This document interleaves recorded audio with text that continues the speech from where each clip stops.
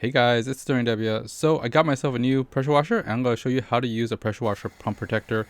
The new pressure washer told me that I need to use a pump protector solution after every use or before storage. So I love pressure washing my cars now ever since I got a new pressure washer, and it's just really fun. It saves me a lot of time. But after every wash, I'm just going to use this pump protector just to prolong the life of my new pressure washer. So it's very easy to use.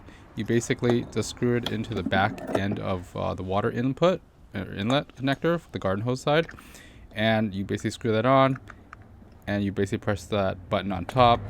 You just pop the cap off and push down, and then there's all this foam and stuff pushes through the internals of the pressure washer, and then it's basically lubricates, puts antifreeze in it, and everything else like that until it comes out the other side. Then you're done. It just keeps on filling, and it just keeps on pumping through, and that means it's all coated inside, and it's good for storage now. Like I said, the instruction manual did tell me to use pump protectors, so I decided to get a bottle of this, and hopefully it'll last me for years for the pressure washer. Anyways, guys, this is SterlingW. I hope this was helpful to you, and I'll see you next time. Thanks for watching, guys. Bye bye.